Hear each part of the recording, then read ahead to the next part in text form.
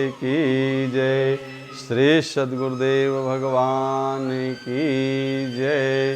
देवादिदेव भगवान महादेव की जय। जय जय श्री राधे श्याम।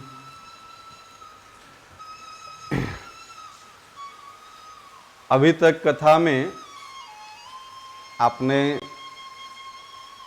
माँ गंगा का अद्भुत महिमा का दर्शन कर रहे थे। अब आइए हम सब जिस काशी क्षेत्र में बैठ करके इस कथा का दर्शन कर रहे हैं, थोड़ी सी संक्षिप्त कथा काशी महात्म्य की भी, क्योंकि एक तो पावन जन्माष्टमी के अवसर पर ये कथा मिल रही है, वो भी अद्भुत तीर्थ क्षेत्र। काशी को मुक्ति क्षेत्र कहा जाता है। गंगा अवतरण की कथा तो आप सुन चुके, काशी को मुक्ति क्षेत्र क्यों कहा जाता है और इस काशी तीर्थ की क्या महिमा है, इसकी बिल्कुल संक्षिप्त कथा आपको दर्शन करवा रहे हैं। किसी दिन बाबा की कृपा हुई तो विस्तृत कथा भी सुना देंगे, पर आज पहला दिन है कथा की, थोड़ी चर्चा तो भागवत महात्म्य की भी करनी है। तो आइए संक्षिप्त काशी महात्म्य की कथा सुनाएं आपको। एक बार क्या हुआ कि भगवान ने, परमात्मा ने, परब्रह्म ने देवाधिदेव महादेव को कैलाश से बुलाया ब्रह्मलोक में, और वहां पे देवाधिदेव महादेव से मेरे गोविंद ने एक बात कही। बोले, बाबा आप अन्य अन्य तीर्थों में तो हमेशा विचरण करते रहते हैं। आप शिववास जब देखते हैं तो क्या देखते हैं, शिव की अनेक जगहों में वास बताई गई है। एक वास है कैलाश है, द्वितीय गौरी सन्निधो, तृतीय विश्वारूढ़। इस तरह से कभी वो कैलाश पे होते हैं, कभी वो माता के साथ में होते हैं, कभी वृषभ पे सवार होते हैं। उसमें एक वास उनका श्मशान भी है। ठाकुर जी बोले कि बाबा एक ऐसा क्षेत्र हम आपको बता रहे हैं जहां आपको निरंतर वास करना है, वहां से कभी आपको जाना ही नहीं है। बाबा बोले, अब आपकी आज्ञा है तो निश्चित हम वास करेंगे, पर आप ये तो बताएं कि वहां रह के हमें करना क्या होगा। बोले, वहां मुक्ति का सदावर्त बांटना है। मुक्ति का सदावर्त मतलब वहां कोई पात्रता का विचार नहीं करना है। जो भी आपके शरण में आ गया उसको वहां मुक्ति दे देनी है। शरण में आने का मतलब काशी में जिसका भी शरीर छूटा उसको आपको मुक्ति दे देनी है। मानव मात्र की नहीं, अद्भुत कथा है पुराणों में इसकी।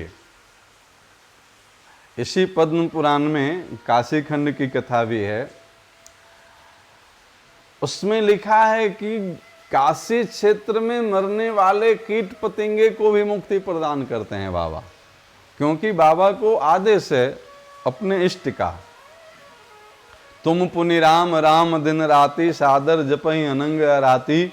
ये निरंतर यहाँ बैठ करके राम नाम किया करते हैं। और काशी क्षेत्र में जिसकी भी मृत्यु होती है उसके कान में जा करके वो राम तारक मंत्र सुना देते हैं। आज भी मणिकर्णिका पे आप ये दृश्य देख सकते हैं, कई बार लोगों ने इसकी परीक्षा करी है। मणिकर्णिका पे जो भी शव आते हैं उनके एक कान थोड़े से टेढ़े हो जाते हैं अनायासी।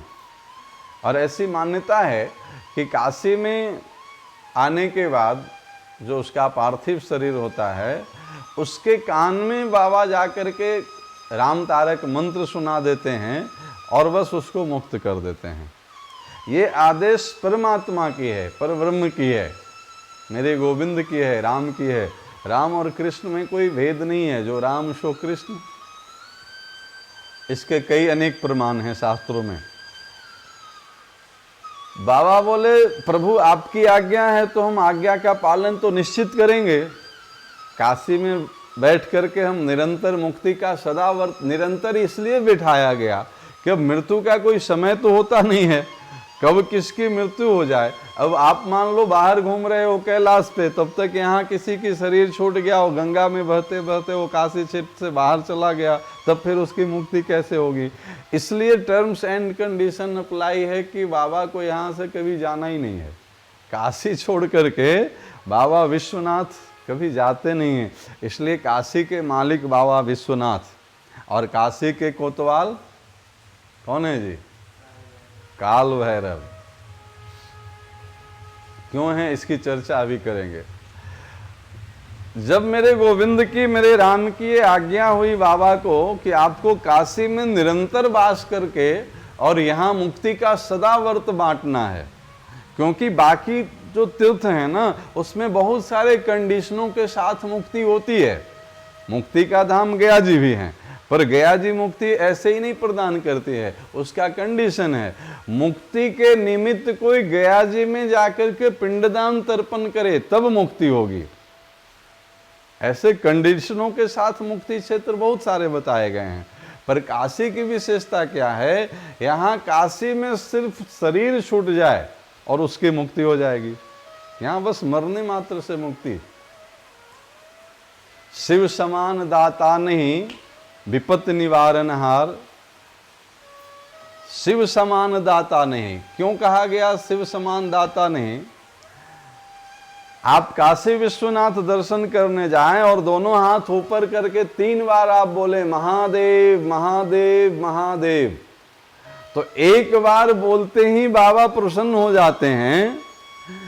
और 2 बार और अगर आप महादेव महादेव उच्चारण कर लें तो बाबा कहते हैं कि अब तो हम इसका ऋणी हो गए, अब इन्होंने हमें खरीद लिया, अब हम इसके ऋणी हो गए, अब ये जो चाहेगा वो हम वरदान दे देंगे। इसलिए कहा गया शिव समान दाता नहीं। अवढर दानी कहते हैं ना, आशुतोष इनके नाम है ना। आशु मतलब थोड़े में प्रसन्न हो जाने वाला। बाकी सारे देवताओं के बहुत बड़े बड़े अनुष्ठान हैं। शिव जी को क्या है, एक लोटा जल चढ़ाइए, ओम नमः शिवाय ओम नमः शिवाय ओम नमः शिवाय, बाबा प्रसन्न हो गए। और बाबा प्रसन्न होते हैं तो ऐसे ऐसे वरदान, इस पे हम आगे चर्चा करेंगे। जो मांगा सो मिल गया जी। रावण आदि कितने ऐसे प्रमाण हैं शास्त्रों में जो बाबा का थोड़े से अनुष्ठान करके मनचाहा वरदान लेता है। इसलिए कहा जाता है शिव समान दाता नहीं विपत्ति निवारण हार। अब मेरी रक्षा करो बरदा के असवार। बाबा बैल पे बैठ करके एकदम मस्ती में रहते हैं, जो चाहो सो ले जाओ। और काशी क्षेत्र तो विशेष, इनके भी इष्ट का आदेश है कि काशी में रह के आपको मुक्ति बांटना है। जब मेरे गोविंद की, मेरे राम की आदेश हुआ बाबा को कि आपको काशी में रह करके मुक्ति बांटना है, सदावर्त बांटना है मुक्ति को, मांगने से नहीं जी।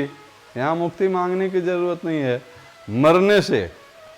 काशी में एन केन प्रकारेण कीट पतंगों की भी मृत्यु हो जाए उसकी मुक्ति पक्का है। इसको कहते हैं सदावर्त। सदावर्त मतलब जो आए सो पाए।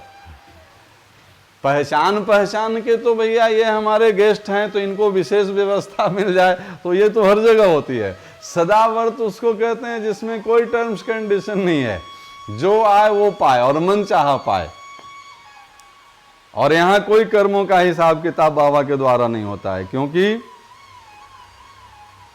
आदेश है इनके प्रभु का, तुम पुनिराम राम दिन राति सादर जपहि अनंग राति। आदर पूर्वक जिस राम नाम का ये निरंतर जाप करते हैं उस राम का ही ये आदेश है, तो न होने का कोई सवाल ही नहीं है। जब ऐसा आदेश बाबा को प्राप्त हुआ तब बाबा बोले कि प्रभु देखिए हम आपके बिना तो रह नहीं सकते हैं, राम नाम ही मेरा आधार है, तो राम के बिना हम काशी में वो भी निरंतर वास करना है तो संभव नहीं है। भगवान बोले कि तो आप क्या चाहते हैं? बोले हमारी भी एक इच्छा है और आपकी इच्छा हो तो वो हमारी इच्छा की पूर्ति कर दें। हाँ बाबा बोलिए क्या चाहते हैं आप? बोले काशी में हम तब तक निवास करेंगे जब तक आप भी मेरे साथ काशी में निवास करेंगे। तो कल जो हम लोग दर्शन करने गए थे तो 2 दरवाजे हैं ना काशी विश्वनाथ के, तो जिस दरवाजे से हम लोग दर्शन करने गए, अभी तो थोड़ा निर्माण चल रहा है, उसके ठीक सामने अभिमुक्तेश्वर महादेव के रूप में राम जी विराजते हैं। ये पहला ऐसा स्थान है काशी जहां राम जी शिवलिंग के रूप में प्रकट हुए हैं। नाम है उनका अभिमुक्तेश्वर महादेव। अभी कल दर्शन नहीं हुआ होगा, वो थोड़ा कंस्ट्रक्शन चल रहा है, अभी निर्माण का ना, नया मंदिर बन रहा है सब। तो एकदम ठीक इनके गेट के सामने राम जी बैठे हैं। बोले हम तो मुक्ति देंगे, पर हम देंगे किसके सहारे? हम तो आप ही का नाम सुना के मुक्त करते हैं, तो आप रहेंगे तभी तो हम मुक्ति प्रदान करेंगे ना। तो काशी में मुक्ति का सदावर्त बांटने के लिए देवाधिदेव महादेव ने, बाबा विश्वनाथ ने साक्षात परब्रह्म परमात्मा राम को शिवलिंग के रूप में प्रकट करवाया। बोले आप भी यहाँ जो है सो हमारे ही स्वरूप में विराजिए। एकदम देखने में आप देखेंगे तो चारों तरफ मंदिर, मेन जो मंदिर है ना काशी विश्वनाथ का, उसके चारों तरफ देखेंगे तो शिवलिंग की स्थापना है। एक ही नहीं, कई शिवलिंग की स्थापना है। अब उसकी अलग अलग महात्म्य है, पर हम जो एक शिवलिंग की महात्म्य सुना रहे हैं वो है अभिमुक्तेश्वर महादेव। और अभिमुक्तेश्वर के रूप में कोई और नहीं है, अभिमुक्तेश्वर के रूप में स्वयं जो है सो भगवान राम ही वहाँ विराजते हैं। इसलिए जब कभी भी काशी में काशी विश्वनाथ का दर्शन करने का सौभाग्य प्राप्त हो तो अभिमुक्तेश्वर महादेव का दर्शन विशेष करना ही चाहिए। ऐसा कहा गया है कि काशी की यात्रा ही तब पूरी होती है जब बाबा विश्वनाथ के साथ साथ अभिमुक्तेश्वर महादेव का दर्शन हो जाए। ये काशी की विशेषता है। यहाँ पे राम और शिव दोनों शिवलिंग के रूप में दर्शन देते हैं। पूरे पृथ्वी पर शायद ऐसा पहला स्थान है जहाँ पे भगवान राम शिवलिंग के रूप में प्रकट हुए हैं। तो इनकी अद्भुत लीला और अद्भुत व्यवस्था है। अब इसी से जुड़ा हुआ एक विशेष कथा आपको 2 मिनट में सुना दें।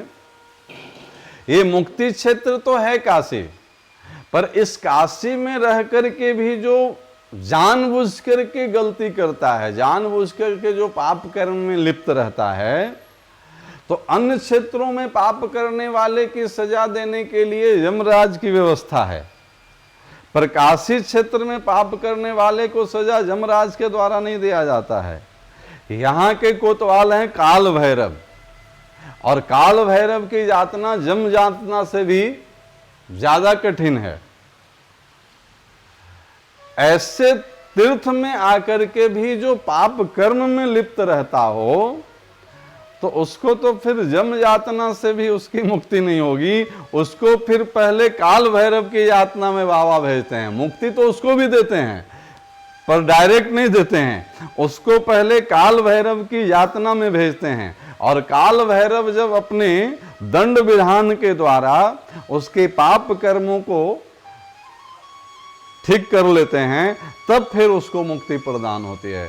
इसलिए ये सुविधा के रूप में न मान लें कि हम जीवन भर कुछ भी करें और काशी में पड़े हैं तब तो फिर मुक्ति मिल ही जाएगी। अच्छी बात है, मुक्ति मिलेगी क्योंकि ये परमात्मा का आदेश है। पर काशी में बैठ कर के पाप कर्म अगर किया जाए तो मुक्ति तो बाद में मिलेगी। पहले फिर काल भैरव की विशेष यातना, जो यम यातना का जो वर्णन है ना भागवत जी में, जो 27 प्रकार के 28 प्रकार के नरकों का जो वर्णन है वो तो फिर कुछ नहीं है। काल भैरव की जो यातना है ना उसके सामने यम यातना कुछ है ही नहीं। इसलिए काशी महात्म्य सुन करके कोई ये न समझ लें कि हम काशी में पड़े रहें और फिर यहाँ कुछ भी करते रहें तो मुक्ति तो मिल ही जाएगी। निश्चित रूपे न काशी का ये महात्म्य है, तो काशी में पड़े रहने वाले को मुक्ति तो मिलेगी। पर काशी में रहकर जानबूझ करके जो पाप कर्म में लिप्त हैं उनको मुक्ति तो बहुत बाद में मिलेगी। पहले उनको काल भैरव की यातना झेलनी पड़ेगी। तो ऐसे बाबा विश्वनाथ की नगरी में हम सब इस जन्माष्टमी के विशेष पावन अवसर पर हम सब श्रीमद् भागवत कथा का श्रवण दर्शन कर रहे हैं। तो आइए एक बार सब मिलकर के भाव से बोलेंगे, देवादिदेव भगवान महादेव की जय। अब आइए हम सब पावन गंगा माता का महात्म्य का संक्षिप्त दर्शन किए, काशी महात्म्य का संक्षिप्त दर्शन किए। अब संक्षिप्त चर्चा थोड़ी सी श्रीमद् भागवत जी की महात्म्य की, क्योंकि मूल रूप से कथा तो भागवत जी की ही करनी है और कल से विशेष रूप से भागवत जी की ही कथा सुनाएंगे। पर इस बार की भागवत जी की कथा में जो हमारे पुराने श्रोता हैं, बहुत अद्भुत ऐसी नई कथाओं का दर्शन मिलेगा जो शायद हमारे व्यासपीठ से भी पहली बार इन कथाओं का दर्शन करवाया जाएगा। हो भी क्यों नहीं, क्योंकि ये कथा देवाधिदेव महादेव को समर्पित है।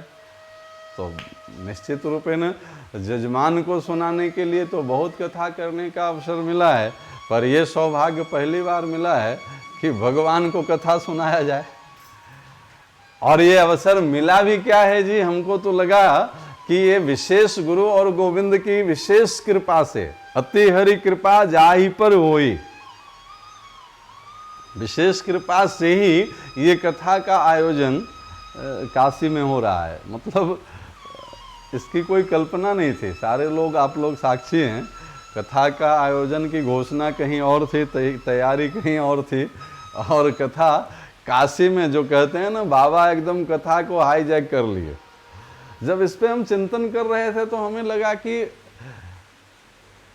श्री राम कथा का भी दर्शन करेंगे, तो राम जन्म के समय भी बाबा काकभूषुंडी जी के साथ जाते हैं दर्शन करने अवध में। श्री कृष्ण जन्म की भी कथा गाते हैं, तो वहां पर भी बाबा दर्शन करने के लिए आते हैं और अद्भुत स्वरूप बना करके आते हैं। तो जब जब भगवान का जन्म होता है तो देवाधिदेव महादेव विशेष रूप से दर्शन के लिए आते ही हैं। हम जब से काशी में आए हैं और जब जब बाबा विश्वनाथ का दर्शन करने का सौभाग्य मिलता है, अक्सर मिलता ही रहता है, बस एक बार उनके दरबार में जाकर के एक चौपाई रामचरितमानस का, जो उन्हीं का लिखा हुआ है, उन्हीं का सुनाया हुआ है। देखिए, पूरी रामचरितमानस हम लोग समझते हैं तुलसीदास जी की रचना है, पर तुलसीदास जी तो बस भाषाबद्ध किए हैं उसको। रचि महेश निज मानस राखा, पाई सो समय शिवासन भाखा। रामचरितमानस में ही उल्लेख है, रचि महेश निज मानस राखा। अब मानस का दो अर्थ है यहाँ पे। मानस की रचना महेश ने करके रखी थी और मानस की रचना महेश ने अपने मन में करके रखी थी। और एक बार अम्बा परम्बा जगदम्बा माता पार्वती ने उनसे कथा सुनाने का आग्रह किया, तो वहाँ पे बहुत सराहना किए हैं। धन्य धन्य गिरिराज कुमारी, तुम समान नहीं को उपकारी, पूछो रघुपति कथा प्रसंगा, सकल लोग जग पावनी गंगा। बोले, हे गिरिराज कुमारी, आप धन्य हो, धन्य हो, धन्य हो। 3 बार धन्य धन्य गिरिराज कुमारी, तुम समान नहीं को उपकारी। देखिए, शिव को प्रसन्न करने का सबसे बढ़िया साधन, सबसे बढ़िया उपाय है। बाबा क्या कह रहे हैं, तुम समान नहीं को उपकारी, तुम्हारे जैसा कोई दूसरा उपकारी हमारे लिए नहीं है। क्यों नहीं है? क्योंकि पूछो रघुपति कथा प्रसंगा, आपने हमें कथा सुनाने के लिए कहा, तो आपके कहने से, आपके माध्यम से हमें अपने भगवान की कथा सुनाने का सौभाग्य प्राप्त होगा। ये हमारे लिए बहुत विशेष बात है। तो तुम समान नहीं को उपकारी, पूछो रघुपति कथा प्रसंगा, सकल लोग जग पावनी गंगा। क्योंकि ये कथा जो है सो, ये भागीरथी गंगा है, उनका तो रूट निश्चित है, वो अपने रूट से ही जाकर के लोगों को पावन करती हैं। और उनमें पावन होने के लिए आपको उन तक जाना पड़ता है। पर ये सकल लोक जग पावनी गंगा, ये कथा गंगा ऐसी है जो सकल लोक को पावन करती है, और यहाँ तक आपको नहीं जाना पड़ता है, ये आपके घर तक आकर के आपको पावन कर देती है।